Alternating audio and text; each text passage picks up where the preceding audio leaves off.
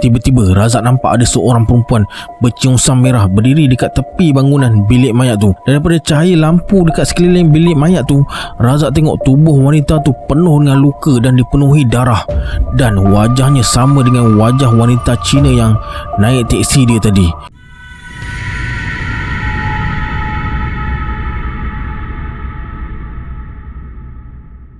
A'udzubillahi minasyaitonirrajim. Bismillahirrahmanirrahim. Assalamualaikum semua, kembali lagi bersama saya Syarul. Terima kasih sebab dah klik video ni. Semoga yang menonton video ni ditambahkan rezeki dan memudahkan urusan dunia dan akhirat.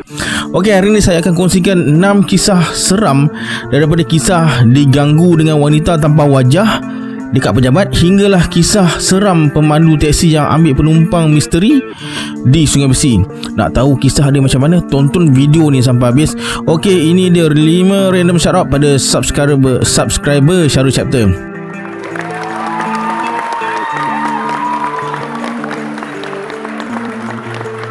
Terima kasih di atas sokongan anda. Kalau anda nak masuk random shout out pada video akan datang, sila like, subscribe dan komen dalam video ni. Pada yang nak join grup Telegram saya akan letakkan link Telegram dekat bawah. Okey, macam biasa sebelum saya mulakan, jom kita baca selawat dulu. Sallallahu Rabbuna ala nuril mubin Ahmad al-Mustafa Sayyidil Mursalin. Sallallahu Rabbuna ala nuril mubin Ahmad al-Mustafa Sayyidil Mursalin. Sallallahu Rabbuna ala nuril mubin Ahmad al-Mustafa Sayyidil Mursalin. Tanpa buang masa lagi, jom let's jump to Rabak Seram.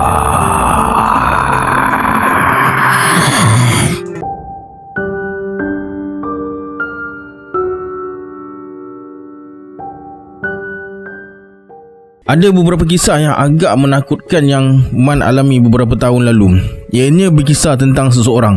Sebelum tu biar saya ceritakan latar belakang tempat kerja si Man ni. Syarikat tempat Man kerja ni dah pindah ke bangunan baru yang 3 kali lebih luas berbanding bangunan lama dia. Persekitaran kerja agak selesa berbanding bangunan sebelumnya. Rumah kedai, office sekarang ni dekat tingkat 11. Kebetulan pula office baru si Man ni satu bangunan dengan sepupu dia. Sepupu Man ni dekat tingkat 6. Kadang-kadang sebelum balik, Man akan jumpa dia dekat sana lah. Lepas tu turun sama-sama dan lepak kedai mamak. Man dah beberapa kali lah kena ganggu dengan makhluk gaib dekat office ni. Yang peliknya, kawan-kawan lain tak kena pula. Tak tahulah kenapa. Kali pertama dia kena ganggu masa dia nak naik lift. Pada malam kedua mereka pindah dekat office baru tu, Man turun ke kedai mamak nak beli makanan. 6 orang office mate dia tu malas nak turun. Mereka cuma kirimlah beli makanan dekat Man. Masa Man berada dekat luar office nak menuju ke lift, dia ternampak ada seorang perempuan pakai baju kurung warna merah. Perempuan tu menghadap ke arah tangga kecemasan dekat lift tu. Mukanya langsung tak nampak. Man cuma nampak bahagian kiri pipi dia. Masa Man tekan butang lift tu, perempuan tu tetap pandang ke arah tangga kecemasan. Mungkin dia malas nak tekan butang lift kot. Tak apalah, Man dah tolong tekan kan. Tak lama kemudian pintu lift terbuka. Man tekan butang lift tu supaya perempuan tu masuk dululah. Lama Man tekan. Lepas tu Man pelawa dia masuk dulu. Perempuan tu tak menjawab. Mungkin dia tak nak turun ke bawah agaknya, kata Man dalam hati. Masa tu pula handphone Man bunyi. Man angkat dah. Dia tengok dekat skrin telefon ada WhatsApp masuk. Kawan-kawan dia nak tambah makanan. Kemudian Man tulis ke arah perempuan tadi. Gaib dah. Tak mungkin dia hilang dalam masa Man tengah baca WhatsApp tu. Man rasa tak sampai 10 saat pun dia baca WhatsApp tu. Man pun malas nak fikir bukan-bukan. Agaknya perempuan tu dah turun ikut tangga kecemasan kot. Sebab dari tadi dia asyik pandang je tangga tu. Man pun masuk ke dalam lift seorang diri. Sampai dekat tingkat 4, lift berhenti. Ada seorang lelaki Cina dan seorang perempuan pakai baju kurung warna merah juga tengah tunggu untuk turun ke bawah. Perempuan tu lah yang Man jumpa dekat tepi tangga kecemasan tingkat 11 tadi. Macam mana dia boleh hadir dekat tingkat 4? Lelaki Cina tu masuk dalam lift. Man terus tekan butang open lama-lama supaya pintu lift tak tutup lah. Mana dah tahu kalau perempuan dekat belakang Cina tu nak masuk. Tapi lelaki Cina tu nampak macam hairan. Dia tanya, Man tunggu siapa? Lelaki Cina tu tak perasan ke ada perempuan dekat belakang dia? Tersentak dengan pertanyaan tu, cepat-cepat Man cakap dia tengah tunggu kalau ada sesiapa lagi yang nak masuk dalam lift. Tak ada siapa, jawab lelaki Cina tu. Man terus tekan butang close. Kejadian tu Man tak ceritakan pada kawan-kawan office dia. Kalau cerita nanti masing-masing takut nak turun bawah pula. Beberapa hari lepas tu Man kena ganggu lagi. Kali ni masa dia balik lewat sebab nak siapkan kerja. Masa berada dekat lobi office untuk turun ke bawah, Man perasan ada seseorang duduk dekat tangga kecemasan. Man kenal sangat perempuan tu. Nama dia Diana. Diana ni satu department dengan Man. Memang tadi Diana kata pun dia nak balik. Mungkin dia lah tu tengah tunggu kawan baik dia, Amira, yang masih ada dekat office lagi. Bila Man tegur, Diana tak balas. Dia hanya diam je. Tak puas hati sebab tegurannya tak dijawab, Man mula rasa curiga. Jangan-jangan dia tu adalah. Untuk pastikan yang itu Diana, Man capai telefon dan terus telefon Diana. 2 kali Man telefon, namun tak berangkat. Bukan je tak berangkat, Man langsung tak dengar bunyi handphone Diana berdering. Takkanlah dia tertinggal handphone dekat office. Man datang dekat Diana dan bersuara, "Diana, kenapa tak angkat telefon?" Serentak dengan tu, Diana terus toleh ke arah Man. Man terus terkejut. Perempuan yang disangkakan Diana tu sebenarnya bukan Diana. Entah siapa dia tak tahu, sebab wajahnya tak ada, kosong. Man terus bertakbir, "Allahu Akbar!" Man terus lari ke dalam office semula. Kawan-kawan dia semua hairan. Masing-masing tanya, "Kenapa Man? Kenapa?" Man tak menjawab. Sebaliknya dia tanya, "Mana Diana?" Masing-masing terpinga-pinga. "Ini Diana? Kenapa?" Man pandang ke arah Diana dan semakin terkejut. Diana yang berada depan dia sekarang adalah Diana yang dia nampak dekat luar tadi. Tak berwajah, kosong. Man terus pingsan. Sedar-sedar je dia dah terbaring atas sofa, dikelilingi hampir separuh dari kawan-kawan yang masih berada dekat office malam tu. Kemudian Man ceritakan satu persatu apa yang dia alami. Mereka semua terkejut. Malam tu mereka balik dari office beramai-ramai, termasuklah si Diana dia. Masing-masing takut terserempak dengan Diana yang satu lagi tu. Persoalannya sekarang, kenapa makhluk tu nak menyamar jadi Diana? Mereka semua bertanya. Diana sendiri pun hairan. Kenapa dia? Bermacam-macam persoalan yang bermain di fikiran mereka semua. Sejak tu, kalau mereka terpaksa siapkan kerja sampai lewat malam, mereka akan keluar makan beramai-ramai. Lebih kurang 3 bulan jugalah mereka keluar secara beramai-ramai tu. Selama 3 bulan tu jugalah tak ada lagi gangguan dari makhluk yang menyerupai Diana tu. Setelah mereka yakin makhluk tu tak mengganggu lagi, mereka mula berani pulang dari office waktu malam seorang diri. Rupa-rupanya keadaan aman tu tak bertahan lama. Pada satu malam, Man jumpa sepupu dia dekat tingkat 6 dan tunggu dekat luar office sepupu dia. Lebih kurang 10 minit, sepupu dia keluar dan mereka sama-sama menuju ke lift. Masa pintu lift terbuka, ada seorang office mate Man dekat dalam lift. Man yakin itu adalah Diana. Diana ni pula menghadap ke arah dinding dan membelakangi mereka berdua. Mungkin tengah type SMS agaknya. Man bertanya, Diana, kau nak balik ke? Diana tak menjawab. Sepupu Man bisik, jangan dikacau orang tengah SMS tu. Office mate akulah, balas Man. Kemudian dia palingkan muka. Sepupu Man terus menjerit. Man pula terus bertakbir dengan kuat, Allahu Akbar. Bila Man bertakbir, sepupu dia pun ikut sekali bertakbir. Man tak tahu apa yang jadi selepas tu sebab sekali lagi dia pingsan. Bila sedar je, Man dah terbaring atas sofa dekat lobi ground floor bangunan tempat dia kerja tu. Ramai orang berada dekat situ, termasuklah sekumpulan security. Jenuhlah sepupu Man ni layan pertanyaan orang ramai dan security nak tahu cerita sebenarnya. Man dengan sepupu dia pun ceritalah satu persatu apa yang mereka alami malam tu. Salah seorang daripada security mula buka cerita. Sebenarnya, menurut security tu, dia sendiri pernah alami kejadian yang sama. Dia pernah terserempak dengan seorang perempuan yang tak berwajah. Bila Man tanya perempuan tu kerja dekat bangunan Mi ke, security tu tak pasti sebab perempuan tu tak pakai tag yang menunjukkan dia kerja dalam bangunan Mi. Masa mereka tengah asyik berbual tu, Diana dan beberapa office mate Man keluar dari lift. Sepupu Man yang perasan dulu, dia cuik bau Man dan tunjuk ke arah Diana. Tiba-tiba security tadi berhenti bercerita dan tunjuk ke arah Diana juga. Dia lah perempuan tu. Security tu pun terus pengsan juga. Persoalannya sekarang, kenapa makhluk tu ganggu orang lain dengan menyerupai Diana? Entahlah, mungkin Diana ada sesuatu yang mereka semua tak tahu. Sekarang ni Diana pun dah tak kerja lagi dekat tempat Man tu. Yang peliknya, walaupun Diana dah tak kerja dekat situ, seorang lagi security pernah terserempak dengan Diana tanpa wajah baru-baru ni.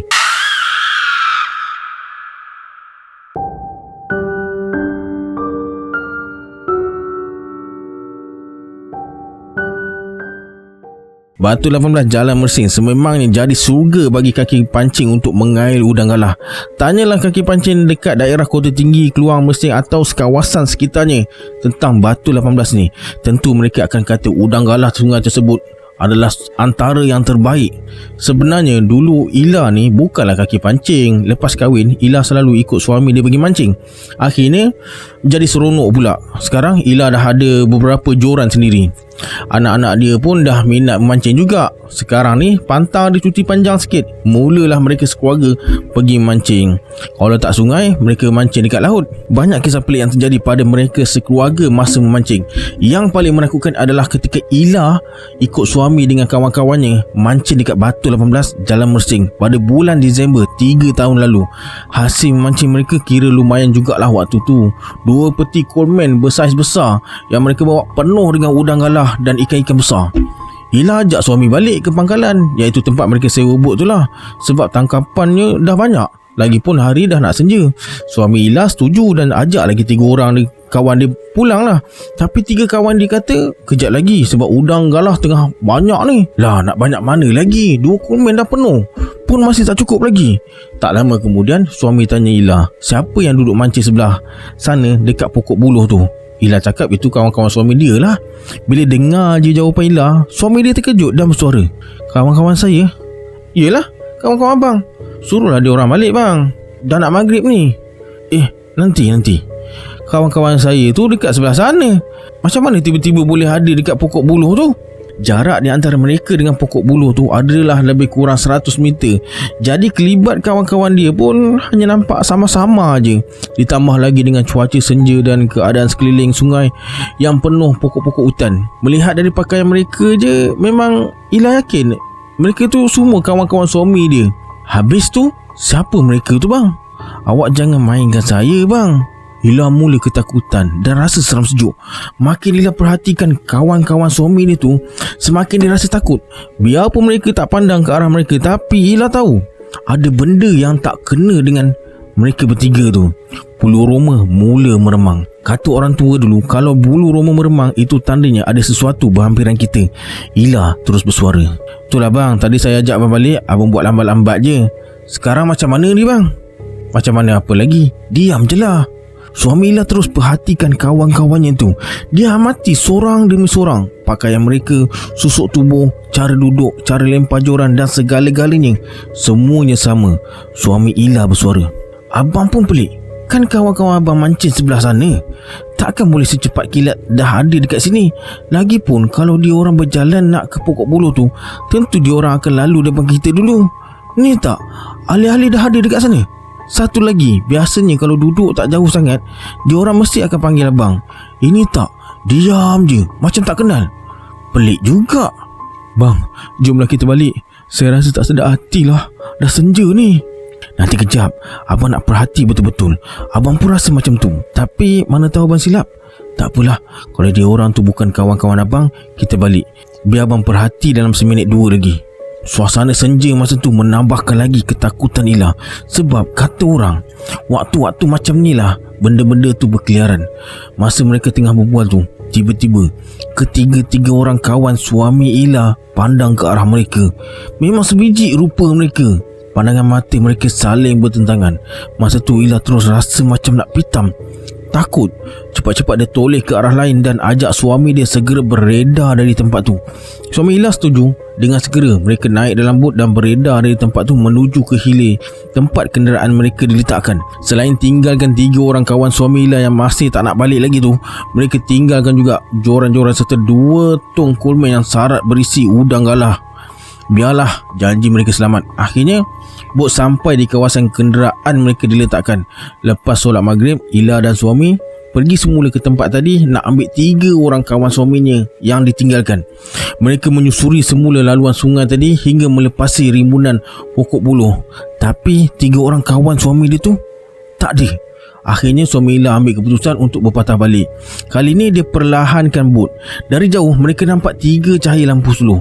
Mereka pun balas suluhan lampu tersebut. Itu mungkin kawan suami yang mereka cari. Memang betul, itu kawan-kawan suami Ila. Muka masing-masing dah masam. Ila perasan juga muka mereka macam ketakutan. Kenapa kau tinggalkan kami, Jid? Kenapa kau buat kami macam ni? Sabar, panjang ceritanya, nanti aku cerita. Beberapa kali jugalah suami Ila ni minta maaf sebab dia bukan sengaja nak tinggalkan mereka. Setelah perkakas memancing dimuatkan dalam bot, barulah suami Ila ceritakan hal sebenar. Rupa-rupanya kawan suami Ila tu pula ada kisah lain. Mereka kata lepas Ila dan suami dia tinggalkan mereka, tak lama kemudian mereka berdua datang semula. Bila bot menghampiri mereka, rupa-rupanya tak ada siapa yang berada dalam bot tersebut, tapi bunyi enjin ada. Lebih mengejutkan lagi, bot tu sebenarnya tak berhenti pun. Dia terus menuju ke hulu sungai. Lama juga mereka tunggu Ila dengan suami dia sampai. Bila dengar je bunyi enjin bot, mereka terus suluh ke arah Ila dan suaminya. Kalau tak berbalas, mereka tak nak suluh lagi. Manalah tahu kalau yang mereka suluh tu bukan Ila dan suaminya. Jadi bila Ila dan suaminya balas suluhan mereka, barulah mereka yakin Ila dan suaminya yang sampai. Malam tu mereka berkemas dan terus balik ke rumah dinilai. Cadangan sebenarnya mereka nak bermalam dekat tepi sungai tu. Esok paginya baru nak balik ke Nilai. Tapi disebabkan 2 peristiwa pelik tu, mereka batalkan rancangan. Ini semua sebab udang galah. Walaupun peristiwa tersebut agak menakutkan, sesekali ada juga mereka mancing dekat sungai tu, tapi tak bermalamlah dekat situ. Mereka tak akan memancing sampai waktu senja. Paling lama pun sampai pukul 6.30 petang je. Dah tak berani nak tunggu sampai malam.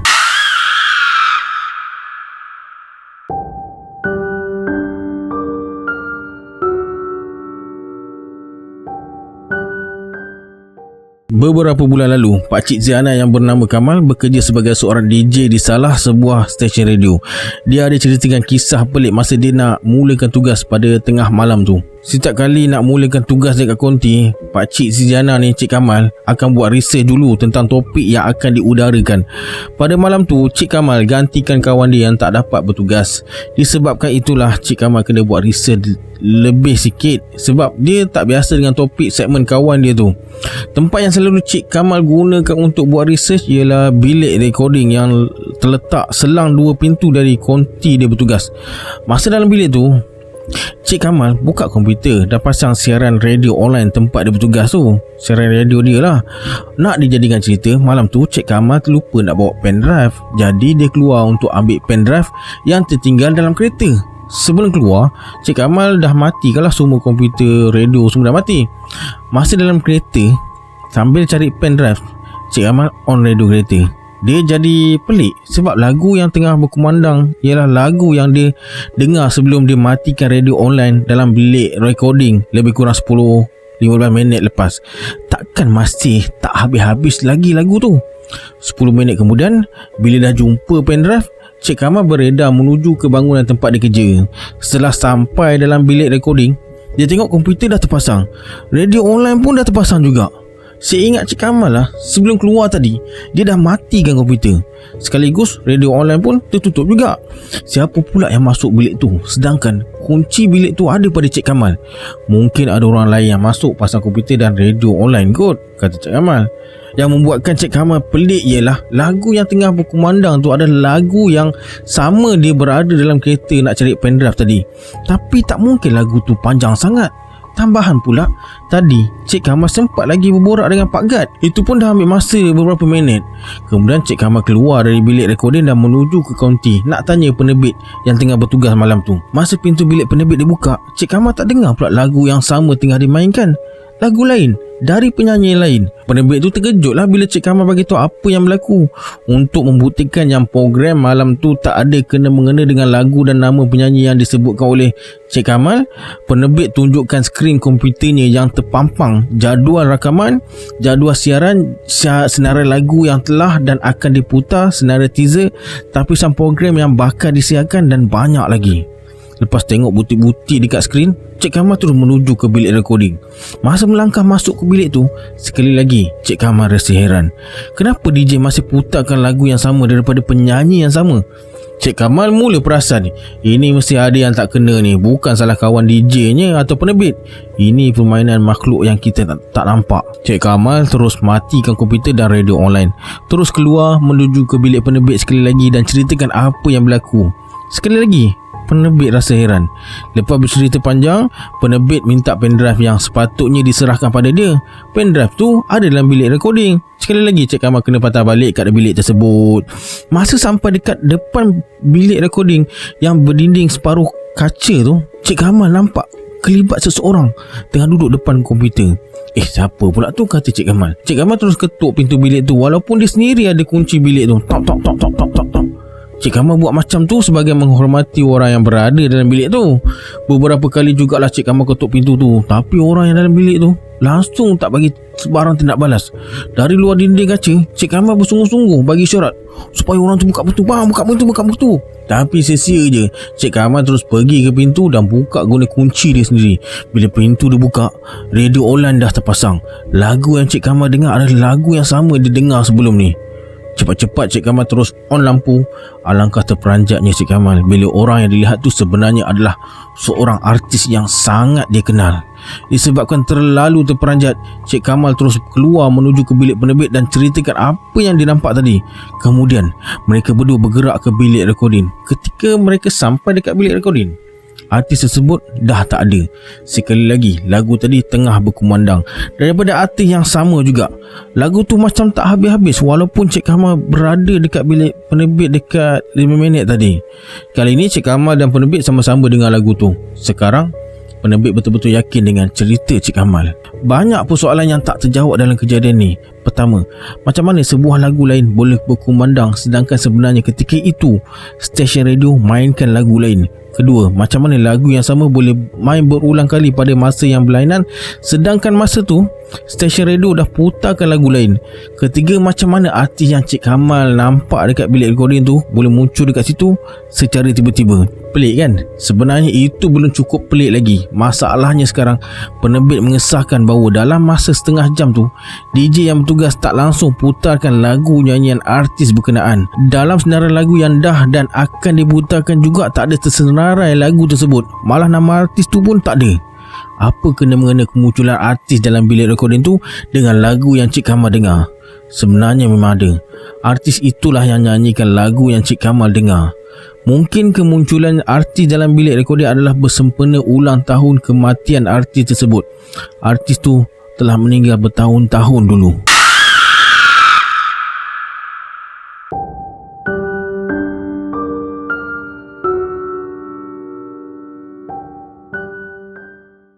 Remang senja sekitar tahun 1987.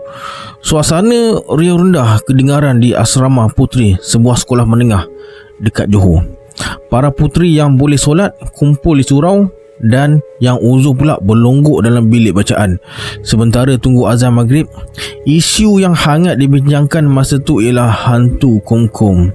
Sebagai selaku presiden asrama, Ana teruja bantu rakan-rakan puteri yang ketakutan. Habis je solat isyak, Ana arahkan semua rakan-rakan puteri berkumpul di bilik bacaan. Warden puteri, Cikgu Ashikin pun hadir untuk pantau keadaan. Ana bersuara, "Syidah, boleh awak ceritakan pada kami semua apa kisah sebenarnya pasal hantu Komkom ni?" Syidah lah orang yang mula-mula bercerita tentang hantu tu. Menurut Syidah, sebenarnya kawan-kawan sekolah mereka yang tak tinggal dalam asrama ni suruh mereka semua berhati-hati. Katanya hantu Komkom ni dah sampai dekat kampung yang berhampiran dengan asrama mereka. Misi hantu ni nak isap darah anak dara. Hantu Komkom ni asalnya ialah penuntut ilmu hitam yang nak kekal cantik. Akibat langgar sumpah, muka dia jadi hodoh setiap kali matahari terbenam. Untuk buat kecantikannya kekal, dia kena hisap darah anak dara hingga kering melalui jari tangan atau jari kaki. Hantu Komkom akan datang pada setiap rumah dengan berselubung dan bagi ucapan macam salam, iaitu Kom, Kom. Bila pintu dibuka, dia akan menerkam masuk dan cari anak dara untuk dihisap darahnya. Suasana jadi riuh. Masing-masing dah risau dan takut. Ada yang bagi cadangan supaya semua puteri dibenarkan pakai inai supaya hantu kom-kom ingat mereka semua dah berkahwin dan bukan anak dara lagi. Ana dan Cikgu Ashikin tergelak dengan cadangan tu. Cikgu Ashikin bersuara, "Kamu jangan nak mengarut. Peraturan sekolah kita tak benarkan pelajar warnakan kuku. Pada pandangan saya, ini semua mengarut. Kalau betul ada hantu kongkom, kenapa surat khabar atau televisyen tak pernah laporkan berita tentang hantu tu?" Kemudian Cikgu Ashikin suruh semua pelajar baca Yasin setiap kali lepas solat supaya jiwa mereka tenang dan dapat tumpukan perhatian pada pelajaran. Sebelum beredar, Cikgu Ashikin suruh mereka semua ulang kaji pelajaran hingga tiba waktu tidur, iaitu pukul 11 malam. Ana bersuara, "Macam ni lah. Bermula malam ni, semua puteri dari tingkat 2 tidur dengan puteri di tingkat 3. Satu katil berdua. Kita buat selama seminggu. Kalau dalam tempoh ni ada yang ketuk pintu dan bagi salam, jangan ada yang buka pintu melainkan saya. Teringin juga saya nak tengok wajah si kongkom ni. Saya nak bersemuka dengan dia. Kalau dalam tempoh ni tak ada apa yang berlaku, kita anggap je perkara ni selesai dan buat aktiviti macam biasa." Semua pelajar rasa lega dengan cadangan Ana tu, terutama sekali hal tidur satu katil berdua, sebab dapat kurangkan rasa takut. Ana bukanlah berani sangat, tapi selain jadi presiden, sebagai pelajar paling senior dekat kalangan penghuni asrama tu, Ana rasa dia kena buat sesuatu untuk tingkatkan keyakinan dan keberanian mereka semua. Malam tu tepat pukul 11 malam, semua puteri dah berada di katil masing-masing. Dalam tempoh 45 minit, suasana jadi sepi sebab mereka semua dah tidur. Tinggal Ana je yang masih belum tidur lagi. Ana tidur seorang atas katil dia tu. Dia langsung tak rasa mengantuk. Terkebil-kebil biji mata dia. Pelik juga sebab siang tadi banyak aktiviti yang dia buat. Biasanya pantang dia letak kepala, terus terlena. Tapi malam tu susah betul nak lelap. Sekitar pukul 12 malam, tiba-tiba angin bertiup kencang. Siapa yang pernah tinggal di rumah pangsa mesti tahu macam mana bunyi angin yang bertiup kencang kalau berada di tingkat 3. Bunyinya macam suara orang mengilai. Ana dah lali dengan bunyi ni sebab dah 5 tahun tinggal dekat asrama tu. Tak lama kemudian, hujan turun dengan lebatnya, diikuti guruh serta petir sabun menyambung. Dengan bantuan cahaya sama-sama dari lampu dekat hujung koridor, Ana ternampak ada satu bayangan susuk tubuh manusia berkelubung berjalan dekat koridor luar sambil menangis. Suara perempuan menangis teresak-esak kedengaran sambil ketuk pintu dom bertalu-talu. Pintu tu terletak betul-betul dekat sebelah katil Ana.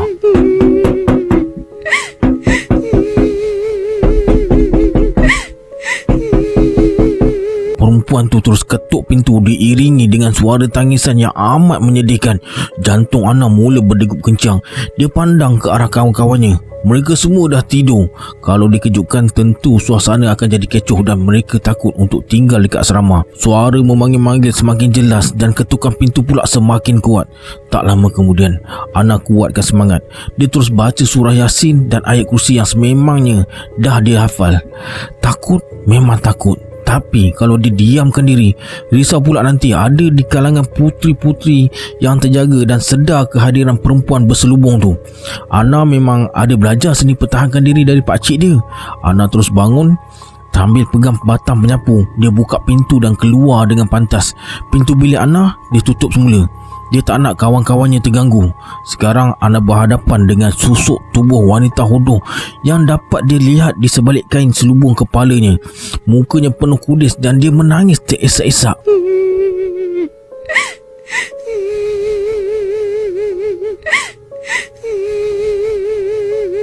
"Pergi engkau dari sini. Jangan kacau kami. Kami nak tidur." Perasaan takut masa tu hanya Allah je yang tahu. Ana terus hayung-hayungkan batang penyapu sambil baca surah Yasin, surah Anas dan ayat kursi. Ana bukan nak pukul wanita hodoh tu. Dia cuma nak halau je. Tapi wanita hodoh tu jadi agresif. Dia makin dekat macam nak menerkam ke arah Ana. Masa tu Ana dapat cium baunya terlalu hanyir dan busuk. Ana betul-betul takut. Sambil mulut tak henti-henti sebut nama Allah, Allah, Allah, Allah, Ana rodok batang penyapu ke arahnya dengan jeritan, "Allahu Akbar!" Serentak dengan tu, Ana tengok wanita wajah hodoh tu terhuyung-hayang, kemudian hilang bagaikan kabus bersama satu jeritan yang cukup nyaring dan menakutkan.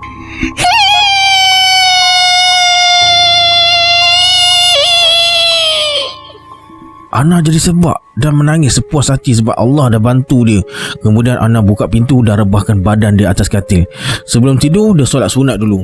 Ana yakin makhluk tu tak akan datang mengganggu lagi. Namun dia tetap terus cadangannya pada kawan-kawan dia supaya tidur sekatil berdua selama seminggu, supaya mereka semua berfikir bahawa kisah hantu Kom-Kom tu hanya sekadar mitos je. Sampai sekarang Ana tak pernah ceritakan kejadian tu kepada rakan-rakan puteri dia, kecuali beberapa orang kawan rapat, iaitu Yati, Hamidah dan Jun. Itu pun setelah mereka semua tamat persekolahan dan dah tinggalkan asrama tersebut.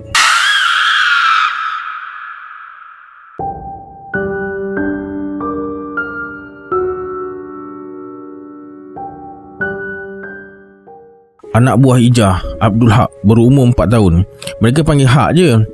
Dan dia panggil Ijah ni Maksu. Disebabkan tak ada adik-beradik lain, Haq selalulah main sorang-sorang. Pada satu cuti semester, Ijah melawat rumah kakak dia dekat Kertih, Terengganu. Lepas berborak-borak kejap dengan kakak dia, perlahan-lahan Ijah menuju ke bilik belakang. Pintu bilik tertutup tapi tak rapat. Dari celah-celah pintu tu, Ijah nampak Haq tengah bermain dan bercakap sorang-sorang. Ijah intai celah-celah pintu nak tengok dan dengar apa yang Haq cakapkan. Ijah tengok, kadang-kadang Haq tolak mainan keretanya dan ambil balik kereta tu. Perbuatan tu macam Haq tengah berebut dengan seseorang. Diselang-seli dengan kata-kata, ambil ni, Haq nak tu. Itulah ayat yang pertama Ijah dengar masa mula mengintai tadi. Biar betul budak Haq ni. Ijah terus perhati.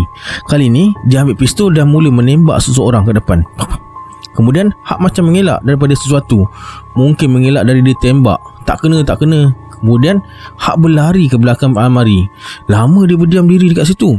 Dengan siapa Haq ni main? Tak sanggup tengok Haq bercakap seseorang, Ijah sergah dia dari belakang. Haq terperanjat, tapi dia gembiralah bila nampak Ijah. Dia datang dan terus peluk cium si Ijah ni. Begitulah keadaannya bila Ijah datang ke rumah dia. Macam dah bertahun-tahun tak jumpa. Lepas tu Haq ajaklah Ijah main dengan dia. Ijah bertanya, dengan siapa Haq main tadi? Kawan. Tiba-tiba Haq melambai-lambai tangannya dan berkata, esok datang lagi tau. Terkejutlah Ijah Haq cakap macam tu. Ijah tanya, siapa yang dia lambai tadi? Kata Haq, itu kawannya. Maksu tak nampak ke? Macam mana budak tu Haq? Macam tu lah, macam tadi tu. Jawapan Haq tu masih tak puaskan hati Ijah. Ijah terus kata sebenarnya dia nampak kawan Haq tadi. Haq mula pandang ke arah Ijah dan bersuara, oh, Maksu nampak Memanglah Maksu nampak. Muka dia biru. Hah? Muka kawan Haq biru? Birulah, Maksu nampak biru kan? Maksu pun nampak biru juga. Maksu nampak tak gigi dia? Kenapa dengan gigi dia? Dia ada gigi panjang. Betul lah tu. Maksu nampak gigi dia memang panjang. Mata dia merah kan? Memanglah merah. Rambut dia? Mana dia ada rambut? Kepala dia botak lah. Telinga dia macam mana Haq? Telinga dia? Alah, Maksu ni telinga dia panjang lah, tajam. Ada bulu dekat telinga dia. Kemudian Haq tanya, kenapa tangan kawannya tu berbulu panjang? Soalan Haq tu Ijah tak dapat jawab. Ijah melawak dan cakap mungkin mak dia lupa nak potong. Mak dia banyak kerja, sebab tu dia suruh main dengan Haq. Haq percaya cakap Ijah tu. Haq bagi tahu kawannya tu hidung panjang. Apa yang Haq ceritakan tu, Ijah bagi tahu kakak dan abang ipar dia. Mereka terkejut. Abang ipar Ijah teruslah tanya Haq sendiri, dan apa yang Ijah ceritakan sama seperti apa yang Haq terangkan. Tapi susah jugalah abang ipar dia nak percaya. Satu hari tu, abang ipar Ijah terdengar sendiri ada suara yang panggil nama Haq. Dia amati suara tu betul-betul dan tak sangka memang ada orang lain dalam bilik tersebut. Sah, selama ni memang betul lah bahawa Haq ada kawan bermain, kawan misteri. Dipendekkan cerita, akhirnya abang ipar Ijah ni jual rumah tersebut. Tujuannya supaya Haq tak diganggu lagi. Mereka pindah ke tempat lain dekat Kuala Terengganu. Satu hari 3 tahun lepas peristiwa tu, mak Ijah telefon. Masa ni Haq dah berumur 7 tahun. Mak Ijah cakap Haq selalu bercakap sorang-sorang masa main.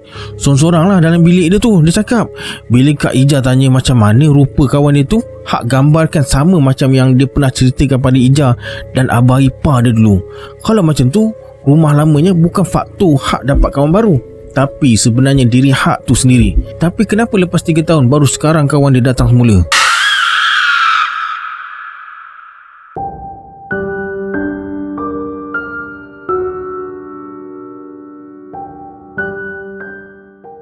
Pukul 11.50 malam, radio teksi Razak maklumkan ada penumpang yang perlukan sebuah teksi di kawasan rumah kedai dekat Sungai Besi.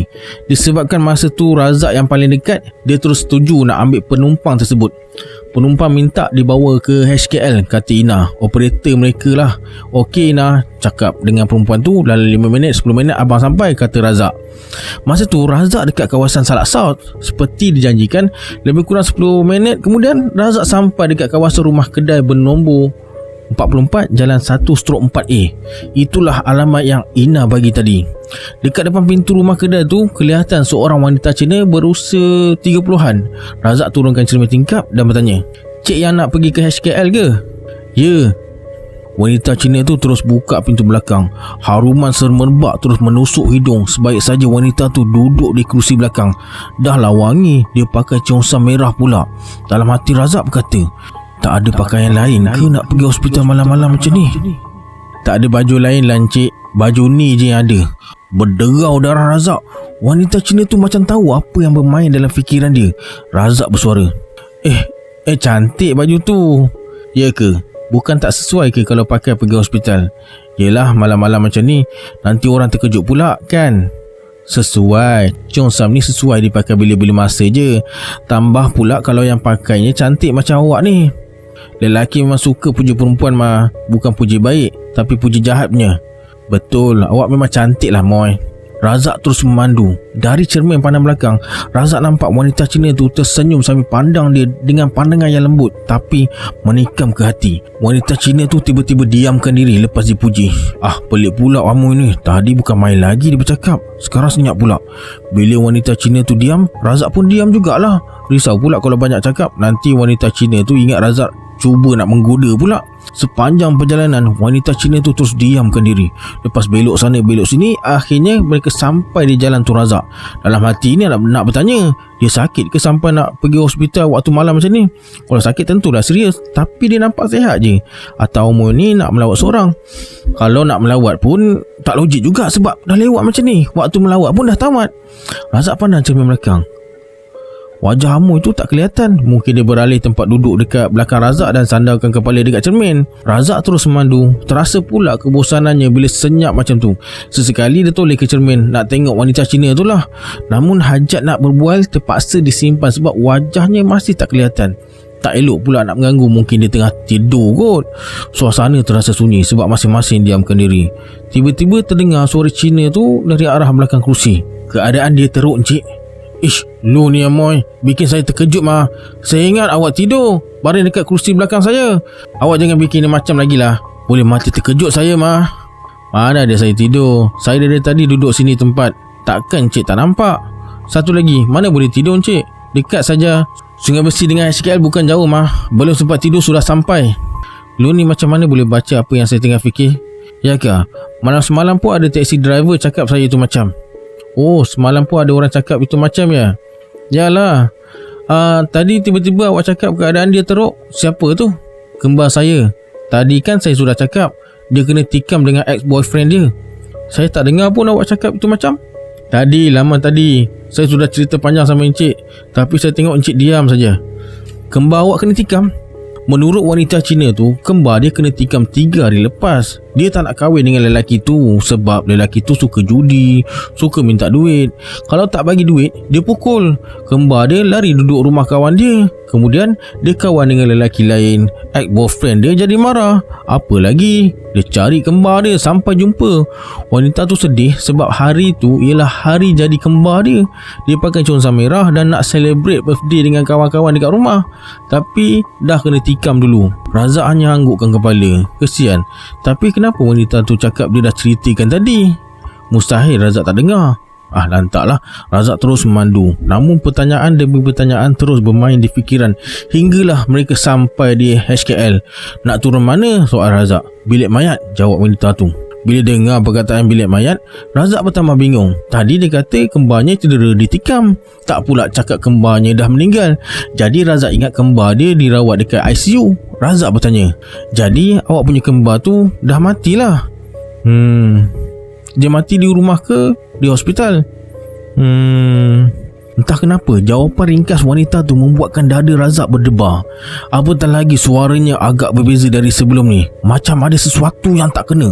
Suara dia tiba-tiba berubah jadi kasar dan garau. Suhu dalam teksi pun tiba-tiba terasa panas dan bulu roma Razak tak semena-mena meremang. "Sekarang awak nak tengok mayat dia lah?" tanya Razak. Senyap. Wanita tu tak menjawab. Razak terus tengok cermin pandang belakang. Sekali lagi Razak terkejut. Wanita Cina tu tersenyum dekat dia, tapi senyumannya amat menyeramkan. Renungan matanya tajam. Cepat-cepat Razak pandang ke depan semula. Tanpa berkata sepatah pun, Razak terus drive ke arah bilik mayat HKL. Sampai je dekat depan pintu masuk bilik mayat, Razak terus berhentikan teksi. "Okey Moy, dah sampai," kata Razak. Tapi dia tak toleh ke belakang. Senyap. Tak ada jawapan. Pintu kereta pun tak dibuka. Razak toleh kerusi belakang. Kosong. Kemudian dia perhati sekeliling. Memang wanita Cina tu dah gaib. Yang tinggal hanyalah bau hanyir darah yang masih segar. Tiba-tiba Razak nampak ada seorang perempuan berciungsang merah berdiri dekat tepi bangunan bilik mayat tu. Daripada cahaya lampu dekat sekeliling bilik mayat tu, Razak tengok tubuh wanita tu penuh dengan luka dan dipenuhi darah. Dan wajahnya sama dengan wajah wanita Cina yang naik teksi dia tadi. Tangan Razak terus menggeletar. Tanpa berlengah lagi, dia terus pecut teksi dia balik ke rumah. Sepanjang perjalanan ke rumah, Razak asyik fikirkan tentang kejadian tu. Jadi maknanya yang dibawa tadi adalah jelmaan mayat perempuan Cina yang mati dibunuh. Mungkin dia nak ceritakan pada Razak apa yang berlaku pada dirinya, atau mungkin dia belum dapat terima hakikat bahawa dirinya dah mati.